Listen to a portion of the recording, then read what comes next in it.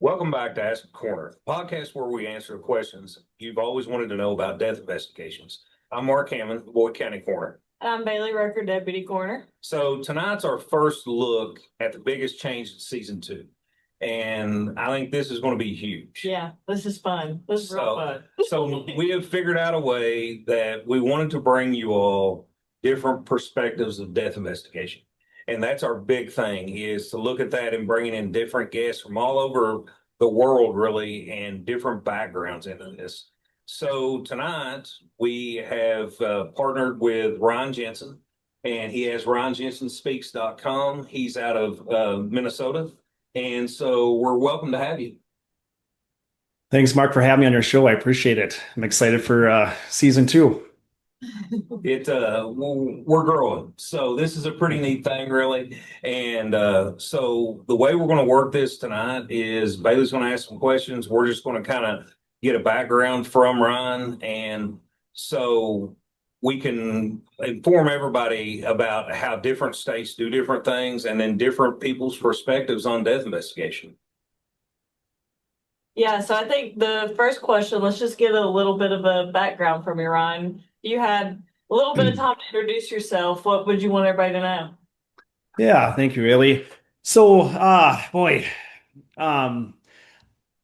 where to start? So I basically started out my career in law enforcement. I was a police officer down at Prairie Island, which is a Indian reservation kind of down in just outside of Twin Cities, about a half an hour north of Minneapolis. I worked there for about 9 months as a police officer, and then from there I actually transitioned to a full-time job as a forensic tech for the Ramsey County Medical Examiner, which kind of covers the Ramsey, Washington, kind of St. Paul area. And for about 3.5 years there, I assisted the forensic pathologists with eviscerations and collecting evidence as a forensic tech. I probably did, I would say, over 3,000 autopsies in my time there. I worked 12 days on, 2 days off. It was a pretty crazy workload, as you guys know. And then from there, I worked my way up to an investigator. I got promoted, which I did for about 14 years full time. And then from there, I transitioned to the state of Minnesota, where I worked with crime victims, and I was also the VINE program manager. And then after that, where I'm currently at is I'm working for the Midwest Medical Examiner as a part-time on-call death investigator, and that's what I'm doing right now. Wow. So what got you started into this work? Like, what made you jump into it from being a police officer going into death investigation? Yeah, so the big jump for me was, I've always, kind of liked solving things, puzzles, just kind of putting pieces together. I actually ran into one of my good friends who was working at the local medical examiner's office, and I told him that I was, in law enforcement, and he basically told me, he's like, we're gonna be hiring for a part-time temp forensic tech, and I'm just like, well, what's a forensic tech? I had no idea. And he basically kind of told me that, you'll be assisting the doctors with eviscerations, collecting evidence. And then my first question was, well, if somebody passes away, don't they already know why they died? And he jokingly said, we do unnatural deaths, things like car accidents and homicides and suicides. So I kind of, thought that was really interesting, and I applied, and I started out as a temp, and then from there I never looked back. So, it just kind of drew me as far as trying to figure out things and putting pieces together and ultimately giving family answers is really what kind of drew me. And we kind of had this as a myth. We talked about myths in season 1. Yeah. And one of the myths was, I think everybody assumes people in law enforcement really know a lot about death investigation, but really they don't. And in turn, I think that's a big myth. I don't know what your opinion is, but that's what we found out when we looked at this. Yeah, I totally agree with you, Mark. We take a couple of classes when we're going through the police academy as far as death investigations 101, I guess, if you want to call it that. But you really don't know what you're getting into. And even officers that, newer officers that I go out to death scenes with now, outside of them, doing perimeter security and kind of passing on demographic information as far as family, who's who, It really does take a lot of repetition and time from a law enforcement perspective to understand exactly what the role of medical examiner is and what your role to help them out is. And that's something that as an officer, we had a couple death scenes, but I was very new to law enforcement, and it's something that I really didn't know a lot about. I think this field kind of grabs you. Once you're in it, Yeah, it's like you kind of get hooked. you go in it for the long haul. Yes. I mean, and you're exactly right. You do go in it for the long haul, and it kind of consumes you, I think. Yeah, for me, the biggest thing that I didn't know going into it was just the emotional, toll and stress. I mean, I knew the job would be stressful, but for me having kids and just kind of, not want to be a helicopter dad and bring that stuff home, you really do need to learn how to kind of shut it off in a way, kind of, compartmentalize it the best you can, but yeah, you still need to kind of deal with it too. So it's definitely a balance that I had to learn over the years, but something that I definitely wasn't prepared for when I first started in the field. Exactly. Yeah. So Mhm. one thing that I wanted to talk about was your position now. And this is something that we covered a lot on the last episode and in season one.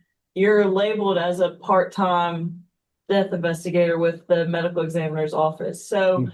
how how do you feel about part-time death investigation, like that term together? And then what does it actually look like?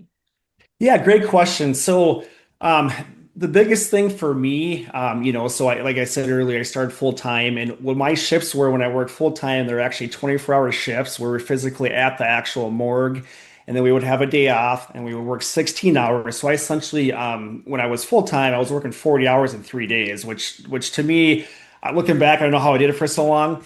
Right now, being labeled part-time, I love the flexibility of it. I'm not actually at the medical examiner's office, so I get a phone call. I go out to the scene and respond, meet law enforcement.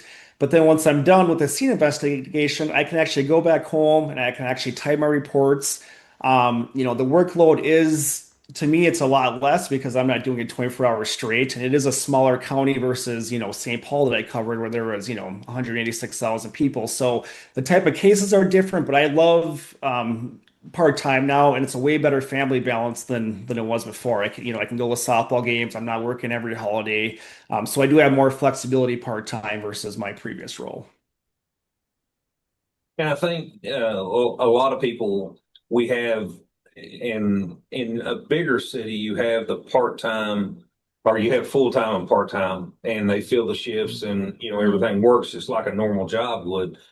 But there's a lot of places out there across the country that truly consider quote death investigators as part-time people. And I think that is a big myth because you're on call, 24/7. Kentucky's a small area. Yeah, we Mhm. have 120 counties, Yeah. and when there's counties that'll do 50 calls a year, but then there's also counties that'll do 500 calls a year or 1,000 calls a year.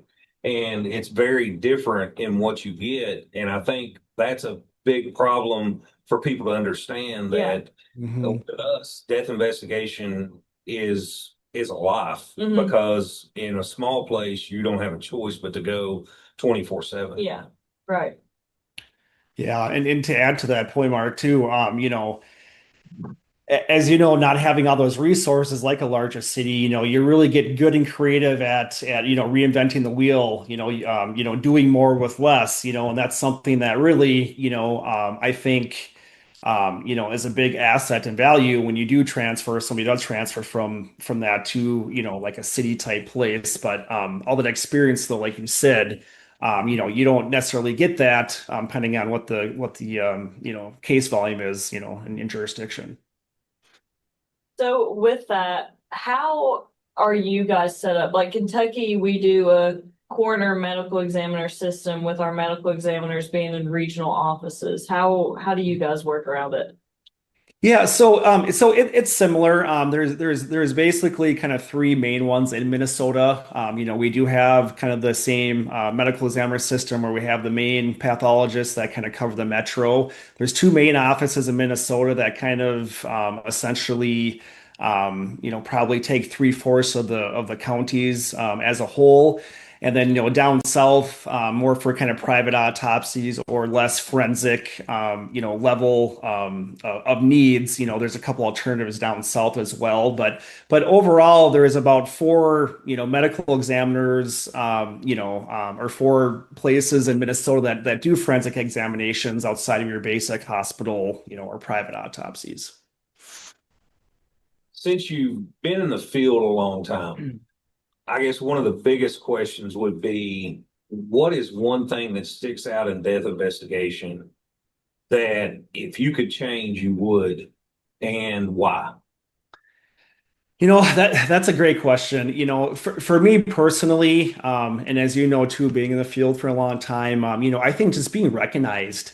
Everybody, and like I said, you've been on fire, I've been in law enforcement, we all have kind of that kind of the background for first responders, but I think the public as a whole, and even politicians or even political people that make those decisions, whether it's budget wise or that kind of thing, they don't really understand, exactly the role that we play. Once the medical intervention is done and everybody kind of clears, we're basically walking into our scene when everybody else is kind of leaving, and that's kind of when our day starts. So for me, I think it would just be recognition, just to kind of know what we do, have the public know more about what we do. I feel like families, when they do meet us, it's usually the worst day of their lives, as you know. So if the public had more of a general kind of understanding of what we do and why we do what we do to find answers, closure, that kind of thing, I think that would probably be my number one thing I would change. And I think that goes a lot. We've talked about this on our show. It's the public really truly does not understand everything that we go through. That's one reason we created the show. Yeah. Was to get the word out, because you're exactly right. There's so many places and so many people that do not understand. They think we show up and we say somebody's deceased and that's the end of the day. And it's far from the end of the day. We average, we did a thing several years ago, and it showed that on a start to finish case, we were looking at about 10 hours. Now that's increased to about 15 hours. Mhm. And from the time the call comes in to you sign the death certificate, you've got about 15 hours of work in there. That's a lot, especially if you take anything from a medium to large office and even small offices, because of the resources, I think. And funding is huge. We've talked about funding on here. Yeah. But, if you look at other emergency services, there's grants like crazy out there for that. And probably in the last 2 to 3 years is when grants really started coming through for us and for the coroner's offices and medical examiners' offices and things like that. Yeah, I have seen a small shift, not as large as, some of the other states, at least here in Minnesota specifically. I do know too that a lot of it comes down to advocating. For me personally, as an investigator, a lot of times we would have to go through, our chief investigator and kind of up through the top. And, a lot of times we were just kind of told that, based on budget issues and that kind of thing. And honestly, even, even just to get like a cot or something that's safe for transferring people, those things eventually, that can cause injuries, as so there's a lot of things just, we're not asking for a lot, just kind of basic safe equipment, basic essentials to do our job and to do it effectively and ultimately, to help families out and help out the whole criminal justice system. And without those resources, as it makes it difficult. And I think it does. It's when you look at those things, and I've said this over and over, I'm a huge advocate about the funding part of it and everything. And it's just the basic needs. We have coroner's offices in this state that truly supply every single thing through a funeral home to meet the needs to handle death investigations in that county. I mean, buying gloves out of their own pocket, like Yeah. little things Yeah. like PE, they can, like, their county is not providing them with. So I think that's huge. And I think Mhm. if to get into the one thing I would want to change if it was me would be the understanding of what a coroner is and and how a coroner and death investigator works through the system. We talked, one of the things that you said earlier when we were just talking back and forth was that you were helping families. One time your job was to help families.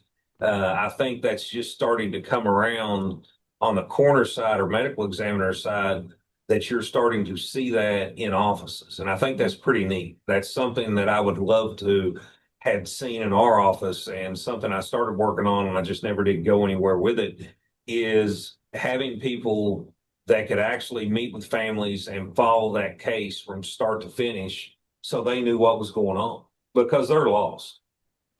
Yeah, no, that's a great point, Mark. And as you know too, family with everything going on, they really value that continuity, whether it's an investigator, somebody like us that's kind of going through the process. I think, the biggest thing is, when we go out through, like you said, the work isn't done. We initially have to do our scene investigation, and then obviously we tell family what the process is.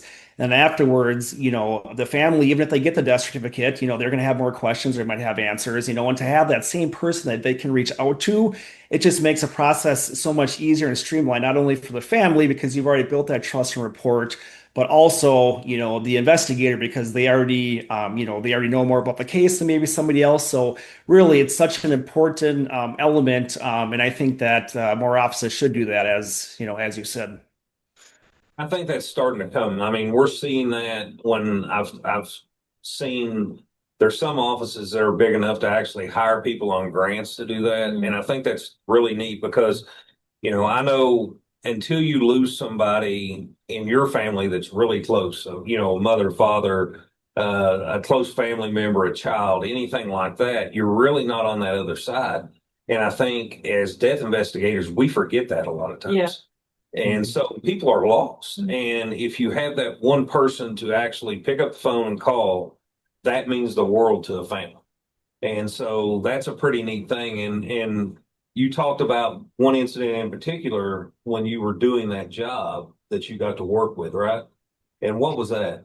Yeah, so between when I was at ME's office and with the state, I was able to work with victims specifically after a mass incident in Minnesota. There was something called an Annunciation Church shooting, which was essentially a mass shooting where unfortunately three young children lost their life. And part of my role with Department of Public Safety is I got to actually go out and meet with the families, let them know what resources were available as far as funding, medical bills, mental health counseling for, the children that were there. And I think just if there's one person that can kind of, explain the whole process, the resources, kind of a one-stop shop mentality. I just think that's just so vital. And for me personally, the families, I feel like they were very appreciative of that. And that's something that I like to continue seeing all states do as far as having, throw as many resources as you can, especially during mass incidents.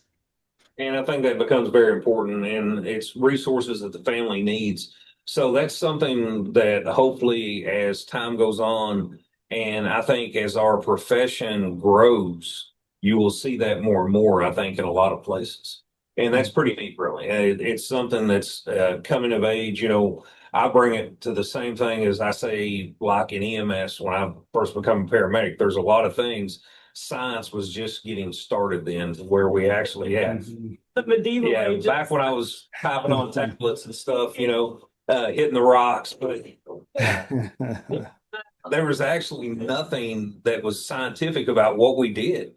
And now you look, and I've watched it evolve over all these years of EMS is a science now. And I think in turn, you're seeing as the advocacy comes, because death investigation we're our worst enemy because everybody doesn't want to talk about death. And so when nobody talks about death, then nobody knows what you do. And if you don't know what you do, then they think you do nothing a lot of times. So in turn, I think the more we advocate for us as death investigators, the more people are going to realize, wait a minute, this is an important job. As I said last week when we talked, people should demand that a coroner's office or a medical examiner's office or whatever it is be funded properly and have the equipment that they need, have everything that they need to work with. Because if it was the sheriff's office or if it was a jail or if it was whatever, they would make sure that that money was there. Yeah, But the coroner's office, until you need it, it really doesn't matter. yeah. So that's kind of my 2 cents in it. Yeah, just to add to that real quick, you talk about kind of, the funding and that kind of thing too. I think a lot of people don't realize, the role that we play as far as, law enforcement. They can get the bad guy and they can arrest the suspect, but, the forensic community is the one that's kind of linking the dots, and obviously, larger police departments, they have the crime labs and they do the forensics as well. But just as far as, how important it is to the clues that the body give, right? Whether you're collecting trace evidence or, hair sample, if it's, defense wounds, whatever it is, the person, even though they can't speak for us, we are essentially writing their last story and collecting the evidence to be able to advocate for them, by finding the DNA sample. We're all part of the process. But I think that the public realized how important it was, forensic exams and the evidence that we collect and in the roles that the autopsy findings show.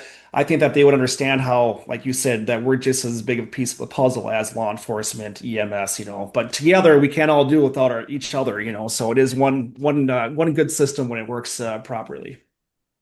And I think you're exactly right. It's got to collaborate. Yeah. And if you got that collaboration, we do good, because there's a lot of things that if we don't do our job before that body's even touched, moved, or anything, evidence is gone. Make or break a case. Yeah, it's going to make or break anything. Yeah. And so when we look at that, that's a huge thing that we have to realize that, hey, we don't want that to happen. So, don't do this, don't touch that, bag the hands, different things like that. So just for the fact that evidence doesn't get lost. Mhm. And then, but also what we talked about earlier, knowing when to delegate another task to somebody that has a different resource, like saying, giving law enforcement a phone because they have the resources to download and go through the data on it. Whereas we could take different pictures, see if a bite mark was actually able to be placed by this person at this time, different things like that. And that's a good point. Very good point. So let's talk a little bit about Brian Jensen Speaks. Tell me what made you want to develop this, I guess, a job now for you. I mean, it's turned into a profession just like anything else. And so tell me about Ryan Jensen Speaks, because I think that's important that people can go to your website, see what you do, about conferences, different things that you go out and speak on. So let's hear a little bit about this. Yeah. So, the idea, started probably 10 years ago that I wanted to kind of, get into public speaking, even though, what is it? The number 2 phobia outside of heights is, speaking in front of people, something like that. But, so, for me is just, kind of we just touched on briefly is, I just felt like a lot of people didn't understand what we do, and I still feel like they don't.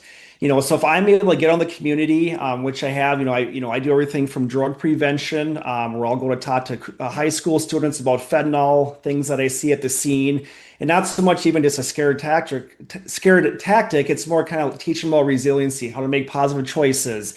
Me personally, I lost my father at 16 to drug overdose. It was an oxy brain injury. And, that obviously, from personal perspective, really motivates me, as well as my professional perspective of kind of just seeing everything that I've seen. So when it comes to drug prevention, that's one thing that I do offer through my website. People can book me and I can come out and do school assemblies or classroom presentations. And then the other piece is just, teaching law enforcement and different agencies as far as, how we can help them. What exactly do we do? And as well as even just the, not only law enforcement, but even EMS and even firefighters and stuff too. I don't have a lot of interaction with some of those agencies because, outside of reading like the CAD report or the initial, run sheet, a lot of them I think, don't really understand exactly, what what we do, as far as a detailed perspective outside of just kind of a general overview, same thing with their jobs too. So that's kind of why I started RyanJensenSpeaks.com, is just to kind of let different agencies know how, what we do, do specific training. And then the most important piece as well is for me is just, the PTSD, the stuff that firefighters, law enforcement, last responders, public safety, EMS, basically the whole field that we're in, when you go home at night, it's difficult to shut it off, as you know, we're all kind of adrenaline junkies in a way, and you get home and all of a sudden, sometimes things seem boring, and that's something I like to talk about with law enforcement and other professionals in our field is, it's normal to feel this way. This is what I did. I started a landscaping company 7 years ago because when I got off work from 24-hour shifts, I want to be outside. I want to get my mind off of it. It ended up turning in from a nice side hobby to a something I do 4 months of the year. So, just to talk to people about different things as far as what we do, drug prevention, as well as specific training, are all things that I'm looking to continue to grow through my website. And you talked about like, especially drug prevention. I think drug prevention in any part of the country is huge. Mm-hmm. What we see and what in our area is we kind of in probably 2007, 8 up to about 2012 is when we saw pill mills. And these were prescription medications that this area was absolutely overrun by. And our numbers were astronomical for our area. And I think me and you've talked about that a couple of times. Mm-hmm. Yeah. But we have a population of about 49,000 for our county, and we average out about 35 to 40 overdose deaths a year. And per capita, we rank in probably the top 5. Yeah. So, we went through all these spills. We saw the pill mills, and then we shut that down, or helped shut that down, I should say. And then, then all of a sudden we had this lull. And then we went into heroin coming to town. And heroin wasn't really bad. I mean, we had some deaths, but it wasn't nothing like when fentanyl come to town. Mhm. And when fentanyl first come, it became huge. And Yeah. so what we see a lot of times is these spinoffs of the fentanyls. And if there's a will, there's a way. And I always say that. So, from there, then we went into the methamphetamines. And when we saw true meth in this county, we saw violence. We saw a lot of homicides, different things like that we hadn't seen in a long time. And those homicides were usually by sharp force instruments instead of gunshots or something like that. And then now we're back on meth and fentanyls and combinations of this and combinations of that. What do you all see out in your area? What really in your law enforcement career, what have you seen and how's that trend worked? Yeah, so kind of what you touched on earlier, where heroin, was pretty big, and then like you said, kind of meth and transitive fentanyl. For me specifically, especially in a city like St. Paul, I say fentanyl is obviously, number one. As they're cutting and everything, so it goes further. And everybody likes the pure form because it gets a better, a better hit form.